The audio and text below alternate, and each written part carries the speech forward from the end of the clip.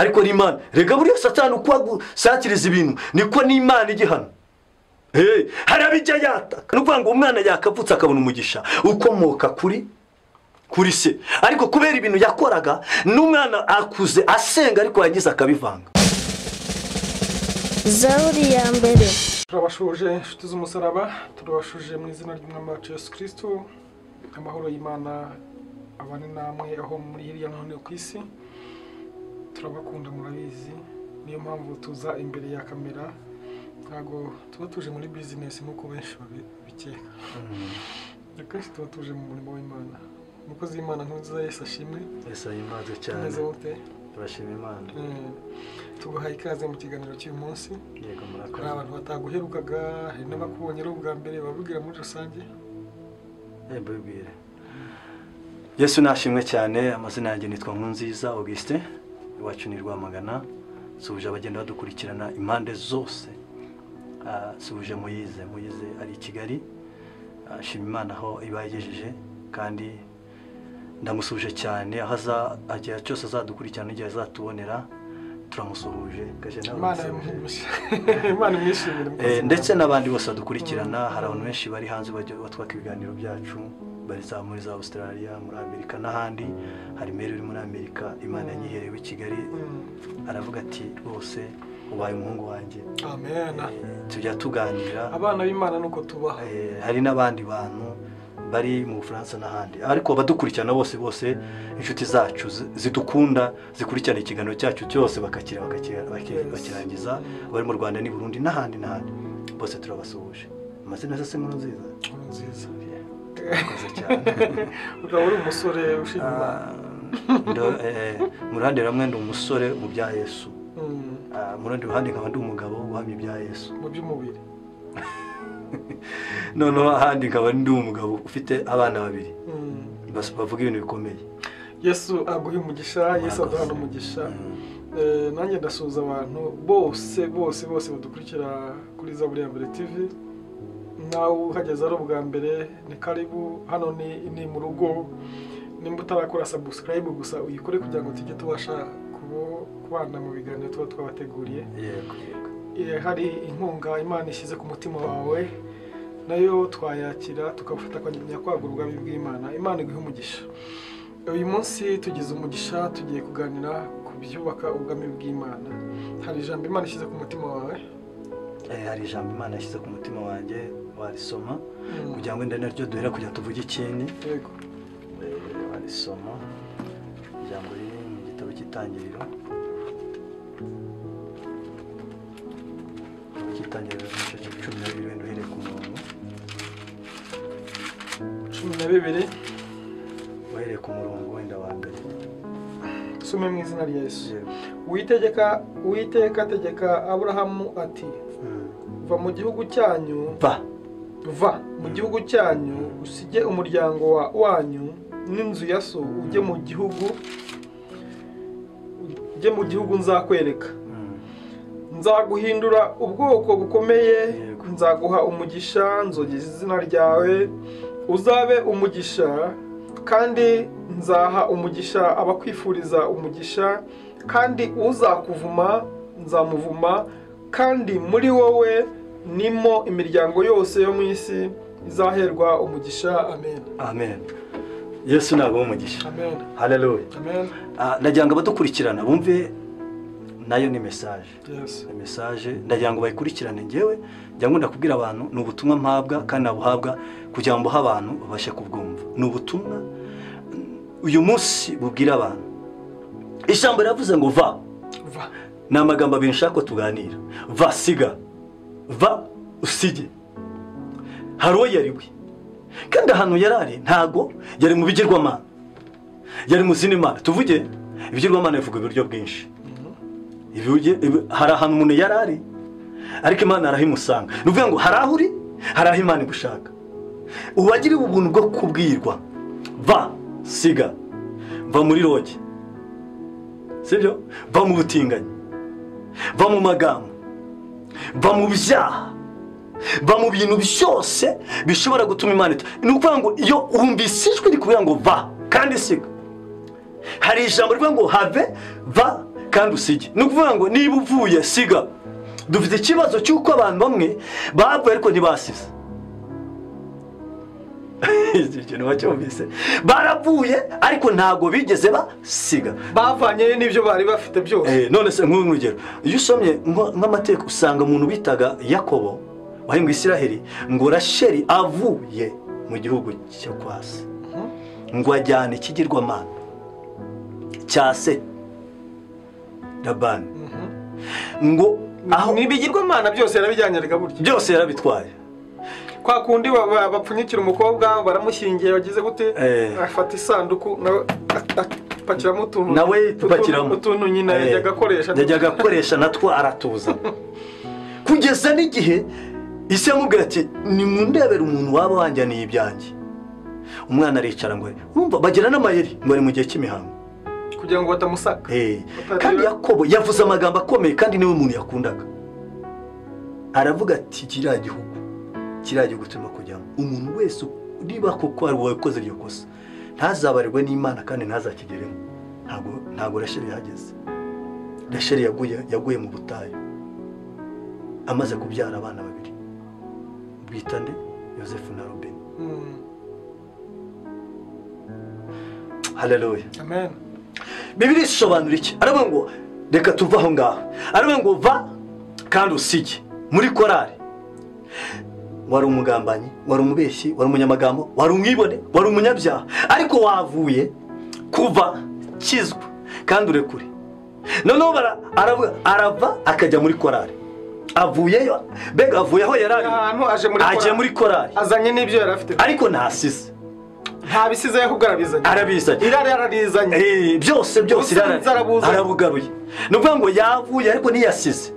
Basiga ubaye umushumba ariko hari ibyo utasize, ubaye umuvugabutumwa ariko hari ibyo utagize gute, utasize. Niyo mpamvu bivuga ngo Yusuf byashuwe ibice 2 hafi ya 5 avuga ngo nzaza huri muri igitereko kitabaza ni utihana, nzaza huri kuko aravuye ni wasiga, nzaza huri umunsi nzahana, nzaza huri muri igitereko kitabaza.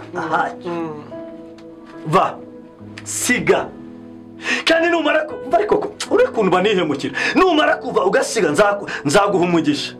Mbega ituvuga ngo kandi numara kuva ugasiga, kumvira bizana umugisha. Icyo ni cyambere, babashije kumvira ukareka uwo wari we, ugasiga n'ibyo wari wiringiye, uhabwa umugisha. Ubundi ukarekura, ubundi ukiyegura Imana. Ubundi ikintu cyambere Imana kunezerwa cyane ibanza kuguha umugisha. Ariko Aburahamu umugisha ni udutunga, kuko yabyemeye akahava agasiga, yamwe ngo nzaguha umugisha. Uwa mugisha ikintu cyambere. Haleluya, amen. Nimara kuguha umugisha hari icyo nzakora, urumva, uzakuvuma, uzakuroga. Nta muntu w'umunyamugisha baroga. Buriya navuze ngo Imana yemera ko baturoga igakuramo ibyica igasigara bitugerageza kugira ngo bizatwinjiza ku Imana yavuze. Ariko uyu munyamugisha ntabwo bihinduka vitamine, kuroga bakabonora byibushye. Uyu umuntu uvuma ntago atuvuma, kuko niba gutongereye asare apfe nabi yambara ubusa, ariko Imana iyo batuvumye baduhesha umugisha. Uzakuvuma, haleluya, uzamuvuma, amina, kandi uzagusabira umugisha. Urumva umugisha imuhaye ngo kandi uzigera akagusabira umugisha. Nazo ababikora ntago babizi, ntago bazi ko Imana yigeze imishurira inyereka abantu benshi bafite inkoni z'Imana batabizi, kubera ko wavumye umunyamugisha bikakugenda ukajyana uburwayi busanzwe kandi uri ku cyo bita Imana yaguhanye. Ariko ntubehondagurwa, bakajya bavuga ngo nababaroze ngo nibyo babatereza, ariko ni Imana. Rega buriya Satani uko agusakiriza ibintu niko ni Imana igihana. Harabijya yataka kubera ko wavumye umunyamugisha, bya bindi byose bikakugaruka. Ariko Nkurunziza hari icyo bisaba, nimba uri umunyamugisha birasaba guhagarara neza. Wavuye nyine wasize, hari ibyo wakoraga, hari nuko wari umeze. Icyambere umuhamagaro wemeye, ariko wamuhamagara kuko wemeye, umuntu yumviye umuhamagaro hari ibyo aseka, kuko umuhamagaro ari ibyo kubuza. Uyu muhamagaro rero urabenga, uyu muhamagaro urabenga, ubenga amagambo, ukabenga ishyari, ukabenga ubusambanyi, kujya mu bapfumu, kuraguza. Uyu muhamagaro urabenga, hari ibyo ubenga. Ntabwo uyu muhamagaro hari ibyo ubenga, mbega hari ibintu uyu muhamagaro ubenga. Arangije aravuga ngo kandi uzakuvuma nanjye nzamuvuma, kandi uzagusabira umugisha nanjye nzamuha umugisha. Icyambere nzakugira ubwoko bukomeye no kuri kw'Imana. Haleluya. Izakugira ubwoko bugize gute bukomeye. Haza kuryoherwa. Izamugira ubwoko bugize gute bukomeye. Kumva. Kandi ahantu hose uzajya nzaguhera umugisha. Nonese niki reka twumvikane. Birashoboka ko ariyo mpamvu abantu badakomera ngo bahinduke ubwoko bw'Imana bukomeye nuko bavuyeyo ariko ntibasigeyo. Hari n'abantu umunaza ariko akaza yikoreye n'imitwaro y'iwabo yose. Hari abantu bumvira umuhamagaro ariko umuhamagaro urabenga.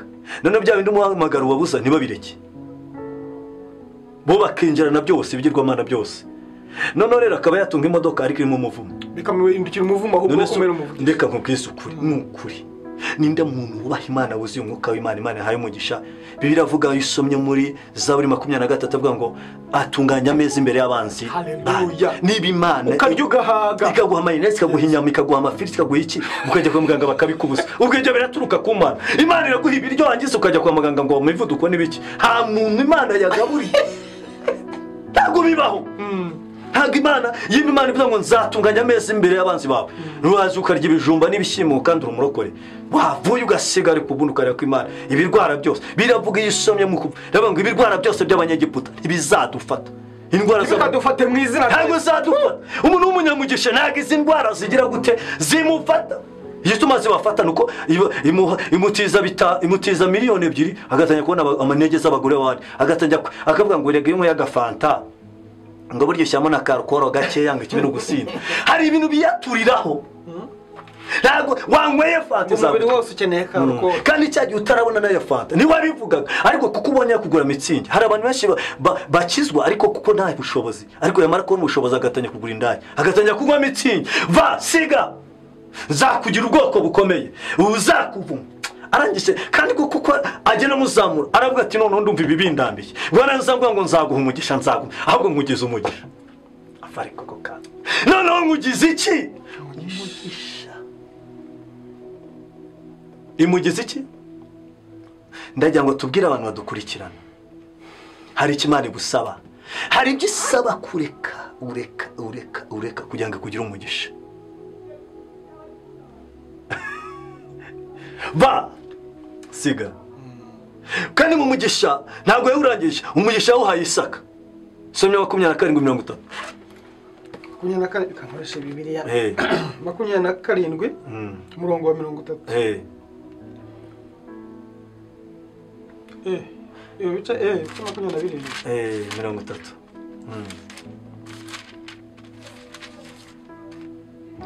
27 umurongo wa 30 titira y'amagambo iravuga ngo Esawu asabana amarira umugisha. Isaka arangije guhesha Yakobo umugisha. Yakobo akiva mu maso ya Isaka se Esawu mukuru we arahinguka nawe ateka inyama ziryoshye azizanira se. Rega barekura arangije ngo umugisha awuha Isaka urumva kwa Yakobo bivuye kwa Burahamu noneho bigisatira kwa Isaka nawe ahinduka iki umugisha. None nawe ari marawuha none nawe ari marawuraga abahungu bi arangije awuha Yakobo amuraga umugisha ibaze nzaguha umugisha n'ubwoko n'abazakuvamo bose bazahinduka umugisha. Uruvuga ngo uyu mwana nawe isoka avuyemo Isaka ihindutse umugisha. N'umwana byaye nawe ari maramuraga umugisha none nawe araza umugisha. Nuvuga ngo Yakobo iyo ukomeje ugasoma neza mu nkuru Yakobo nawe ageze mu gihugu cy'Ikanani ahesha umugisha wo bita Esawu na Manase na ahesha Efurayimu na Manase abana babyawe na Yosefu. Aravuga ngo nari mbizi ko bapfuye umuhungu wanjye Yosefu yapfuye ariko uko akiriho nzanira abana banjye bombi. Haleluya mbahesha umugisha. Urumva wamugisha uburyo ugenda uhereka kurikirana bazana Yakobo azana abana ba Yosefu azana ubita Efurayimu n'ubita Manase nabarangisha baraguki umugisha abaha umugisha bahinduka umugisha. Bivuye ngo wamugisha ukomeza gutondeka uyu mugisha uza ku bana ba Yakobo bose Yuda uzaba umugisha gutyo gende bahabwa iki umugisha turutse kwa Abraham yahindutse nuvuga ngo ntago Imana ikiza kuba umugisha yahindutse umugisha none n'umwana wahindutse umugisha n'uzamukomoka ahindutse umugisha ni nayo mpamvu tubwira abantu ikarande ni uburyo bwo gusenga ni uburyo bwo gusenga wamara gusenga ukabivangavanga ukajya gusambana umwana ubyara nta kindi urimo kumuragara nawe azakura asenga bivanga kandi abasambana kuko niwo mugisha urimo kumuraga umuvumo tubyitoye ni umuvumo urimo kumuraga ni ukuvuga ngo umwana yakavutse akabona umugisha ukomoka kuri se ariko kubera ibintu yakoraga n'umwana akuze asenga ariko yagize akabivanga niyo mpamvu uzasanga abana benshi batunanira ni ukubera ko isoko ikuvamo kuko iyo usomye mu gitabo cyo gutekwa kwa kabiri ibice 28 igitabo cya Mose cyitwa gutegeka kwa kabiri ibice 28 umurongo waho wa 4 ngo hazagira umugisha imbuto zo mu nda yawe hazagira umugisha imbuto zo mu nda yawe n'imyaka yo ku butaka bwawe nicyo nashaka wivugira umugisha n'imbuto zo mu nda none uyu muntu rero kuko iyo usomye bavuga ngo kandi azavumwa imbuto yo mu nda hari ubavuga ngo hazagira umugisha imbuto yo mu nda none bavuga ngo hazavumwa imbuto yo mu nda yawe iyi mbuto yo mu nda izavumwa sinzi niba urimo kubyumva ni ukuvuga ngo Aburahamu arava kandi arasiga afatwa neza noneho n'abana uruhekane rw'abana nabo bagenda baba umugisha nzaha umugisha imbuto yo mu nda yawe niba uri umugabo ukaba urimo kugenda ukaririmba amara kuri mugacinyuma ugagira ibyo ukora n'umwana ubyaye nawe azajya muri korari nawe aca inyuma kubera ko iyi mbuto urimo urayiroga kuko arimo arakuvomaho ibi barimo kuruha n'umwana wawe arimo arabyataka kandi ibyiza urimo gukora n'umwana wawe urimo biramusaba umukobwa wawe uzabyara n'umwana wawe uzabyara hari umuntu wabyaye abana yari umugabo ukuze afite abana bakiri bato akajya afata abana imyaka 16 yari afite amafaranga akabasha akajya mu bwana bwo muri za college akajya mu bigo by'amashuri utwana turi muri za tronkome akadushukisha amafaranga akaryamana natwe atwangiza noneho ngo kugeza igihe ngo n'ababyeyi bamenyaga ariko kabagurira agatanga amafaranga biza kuba rero abana be aza kubyara abakobwa bamubera beza umwana yamara kugira 15 agasambana ise yakata ibi bimugarukaho Bibiliya bivuga neza ibwira ijambo ry'Imana marayika Imana niyo yabwiraga Kayini ngo nukora ibibi n'ubukora ibyiza uzemerwa ariko nukora ibibi bizitugatugira kurugi rwawe kandi ni wowe ufite kugira gute kubitegeka nukora ibyiza ntuzemerwa bane bomugisha ni ukuvuga ngo arangije yakata gutya ngo nagasaba umukobwa we bamwegetse yakata ngo ageze harababara ngo kugeza none aryamye mu nzu mu ijoro ngo mareka aramusura aramubwira ngo cyajya ufataga abana ugenda wangiza abana ababyeyi urabona bari bishimye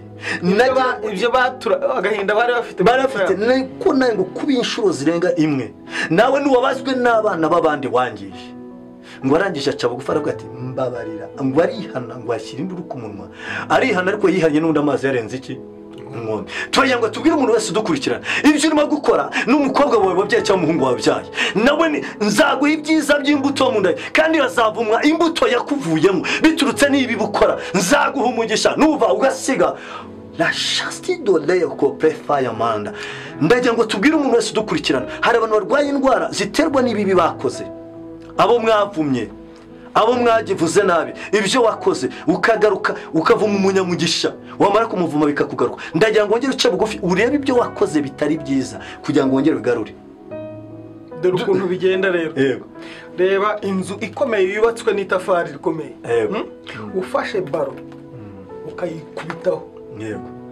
barikaza ntisenye yanzu iriya bari kugarukaho ikaba ari ubu iraguturitsa bishana kubigendera n'umupagani wibeshya kuvuma umunyamugisha nuko bikugendera urabyohereza bikakugarukira bigaruka bifite zabasubiza bizira niko bimeze wowe kisabwa muntu w'Imana no guhagarara neza mu gakiza kawe udaca iburyo cyangwa ibumoso.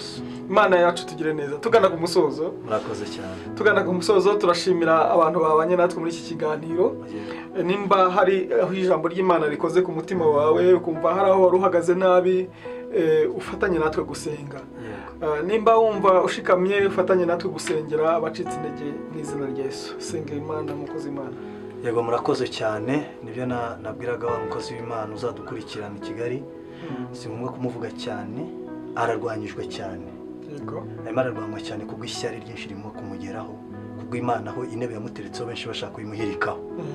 N'undi wese udukurikirana hari intebe bashaka kuguhirikaho, ariko Imana irakuzamuye kandi hari ibyo Imana igiye gufungura kugira banesha amaso yawe. Iki gusa no kuvuga siga, hari ibintu bikwanduza ariko nuvuga siga igiye kukugira umugisha. Niyo mpamvu urwanyijwe cyane, niyo mpamvu uhura n'intambara nyinshi, niyo mpamvu urugamba rwagukomeranye, niyo mpamvu ni ukubera ko hari abakurwanya kubera Imana igihe yayikugejeje. Birimo biratera, barimo barakugambana bakoresheje amagambo, baraguhirika, barakora biki, ariko Imana yambwiye ngo niyo yakomeje intebe yawe ntawe uzayisenya. Aho uri hose ntawe uzagusenyera intebe. Reka tugusengere. Uravuze ngo urashaka ko tugusenya muri minsi, ariko wese ukeneye isengesho reka tugusengere. Mana mu izina rya Yesu Kristo, tugeretse abagaragwa we, tugeretse uyu mwana Satani yarwanyije. Ni wowe ubaka urubuga rwubaka, reka umwubakire urugo kandi abizi ko igihe kigeze kugira ngo umwubakire urugo. Kuraho imigambi yose yatuma tubaka kandi ibihagurukiye byose n'amashyari n'ibyahagurutse byose tubikubise hasi. Turasengere abantu batarakizwa kugira ngo bahagakiza. Ndimo ndabona hari umuntu Baby bamaze kwiba byose barabyiba kandi afite na credit. Reka kakanya ubasha kumuhindurira. Ndimo ndabona umuntu birukanye mu kazi kandi afite credit. Ndagira ngo wongere mu akazi kaza. Ndimo ndabona umuntu uri gucuruza ariko akagenda homba. Ndagira ngo kakanya umugarukeho. Ndimo ndabona umuntu urwaye, abadayimoni basengurutse. Ndimo ndabona umukumukura ahantu bamushyize. Ndabona uyu muntu basatani yashaka kwiba. Ndabona ubugaraye mu buzima. Ndabona ari indwara mu kugenda ukiza. Ndabona abantu mu kugenda uzenguruka. Reka imbaraga zawe zizenguruke. Reka imbaraga zawe zikore. Ndabona umuntu ari mu byaha yari yaravuye kandi atarasize. Ndabona kubwira ijambo rigiye kumuhindura, rigiye gutuma bakanda gasiga. Reka agira ibyo asiga kugira ngo abinduke umugisha, kugira ngo umuhinde umugisha. Bya n'abana be bagira umugisha, umugore bagira umugisha, umuryango wose ugira umugisha, uyu mukobwa nagira umugisha, uyu musore nagira umugisha. Umwubakire umuryango. Reka ubashe aba bana wa Satani yanyaze ubwenge. Reka babone ubwenge. Uyu muntu wabuze meneva, uyu muntu wabuze byose. Reka kakanya umugarukeho. Uyu muntu wabuze uko yigira, uyu muntu ushaka kwiyahura, uyu muntu wihebye, uyu muntu ni wowe Mana. Igaruye byamaze byose gupfa. Urakoze kuko uzengurutse, urakoze kuje gukora. Tubangamiye Satani n'abadayimoni, utuma ubutumwa bw'Imana butagira kure. Ni mu izina ryawe Yesu Kristo. Amen. Imana y'amahoro iguhe umugisha wawe warubanye natwe muri iki kiganiro. Gusa nimba ari ubwa mbere ndakwinginze ukore subscribe kugira ngo ujye ubasha kubona notification mu ba mbere. Yego. Hanyuma hari inkunga Imana ishyize ku mutima wawe, wacisha kuri iyo numero ukatuvugisha, ukadutera inkunga tubashe kwagura ubwami bw'Imana. Ariko nimba utumwe n'Imana, utumwe na Satani no nabyihorere. Twe turasenga, Imana ikatubwira ibyo tugiye gukora n'ibyo tugiye kwakira mu izina rya Yesu. Imana ibagire neza, turabakunda.